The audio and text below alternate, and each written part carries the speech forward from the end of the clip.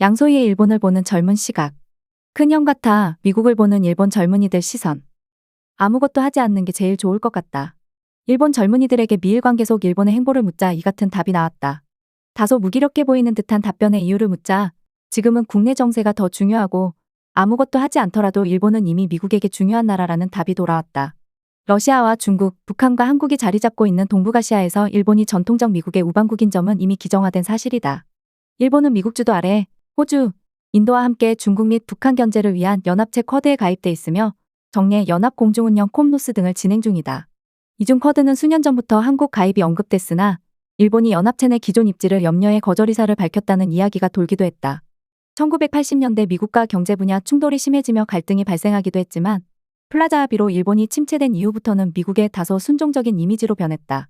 인터뷰를 했던 일본인들 모두 1990년대생이기에 해당 시기를 직접 겪지는 않았지만 당시 일본의 위세를 동경하며 궁금해하는 반응도 종종 나왔다. 2024년 일본 젊은이들은 미국에 대한 일본의 태도에 어떤 평가를 내리고 있을까? 일본에서 초등학교부터 대학교까지 모두 졸업하고 사회에 나와 있는 현지인들을 인터뷰하며 이들의 생각을 들어봤다. 인터뷰에 응했던 일본인 쇼마 씨는 이길 수 없다면 순종해야 한다며 동북아시아 내 미국과의 최우방국 관계가 국제적으로 일본의 입김을 강화한다는 입장을 밝혔다. 정치경제학부를 졸업한 쇼마 씨는 특히 쿼드 연합체를 강조했다. 쿼드는 2004년 남아시아 대지진 구호 및 지원론에 당시 결성된 연합체로 사실상 미중 분쟁에서 미국이 편모으기를 위해 결성한 조직이라 할 수 있다. 이후 도널드 트럼프 전 미국 대통령과 조 바이든 현 미국 대통령을 거치며 외교장관 회의가 고착화되는 분위기다. 쿼드 플러스라며 한국과 뉴질랜드, 베트남 등도 언급됐지만 공식 참여국은 아닌 상황이다. 그는 유럽이나 캐나다야 미국과 워낙 긴밀한 관계니 차치하고서라도 호주, 인도, 일본으로 구성된 협의체가 있는 것 자체가 동북아 지역 일본의 중요성을 증명하는 셈이라며 이런 입지를 제대로 활용해야 한다고 말했다. 또 다른 인터뷰 참가자 켄타 씨는 솔직히 말하면 일본은 대중 노선이나 대북 노선이 비슷한 위치에 있는 한국보다 명확한 편이라며 이런 이유로 미국과의 관계를 긴밀하게 만든다고 생각한다고 전했다. 그는 일본은 중국과의 관계도 적어도 한국보다는 더 대등한 위치에서 확실히 미국과 같은 목소리로 이야기한다고 생각한다고 덧붙였다. 한마디로 덜 눈치 본다는 이야기다.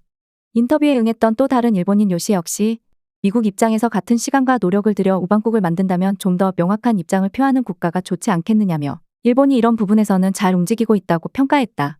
전략적 모호성을 취했던 한국에 비해 일본은 명확한 외교 전략을 편 것이 더 나았다는 생각인 듯했다. 다만 이들은 공통적으로 미국 때문에 일본 경제 침체가 시작됐다는 생각과 일본이 미군의 잠재적 기지 같다는 불편한 심기도 드러냈다. 켄타 씨는 플라자 합의를 기점으로 일본은 황금기가 꺾였다며 더 이상 일본은 미국과 대등한 관계가 되지 못할 것이라며 실망감을 표했다. 미국의 압력으로 2015년 국내법이 바뀌고 집단적 자위권을 인정한 것에 대해서도 어쩔 수 없지만 그리 맘에 들진 않는다는 내색을 보였다.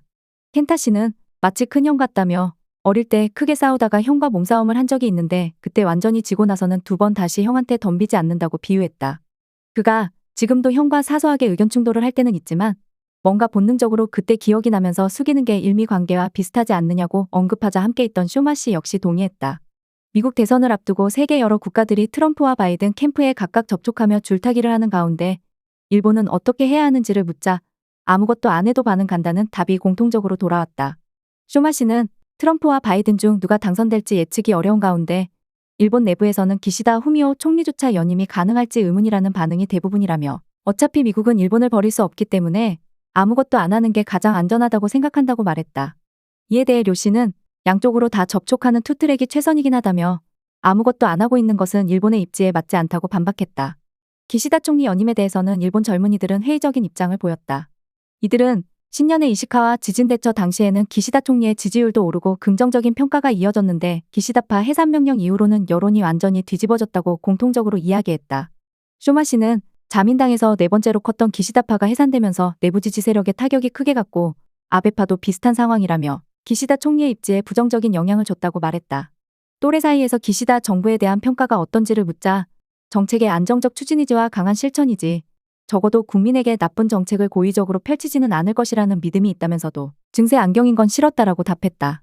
증세 안경은 기시다 정부가 과세 비율을 높여온 정책 행보를 의미한다.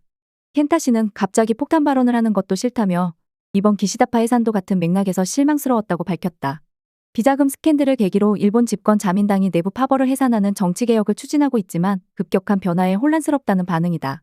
문제가 발생했을 때 묵인하지 않고 즉각적인 해결 의지를 보이는 것은 정치인으로서 긍정적인 면모가 아니냐고 묻자 국민을 대상으로 봤을 때는 옳지만 결과적으로는 선거권을 가진 지지자들을 없애는 결과를 낳았고 당내나 여론에 혼란을 가져오지 않았느냐고 반박했다. 이어 이 같은 맥락에서는 개혁 의지를 강조해도 지지율 상승으로 이어지기 힘들 것이라고 덧붙였다. 일본인 특유의 안정이고 심리는 젊은 시대들도 여전하구나 하는 인상이 들었던 인터뷰 시간이었다. 더 칼럼니스트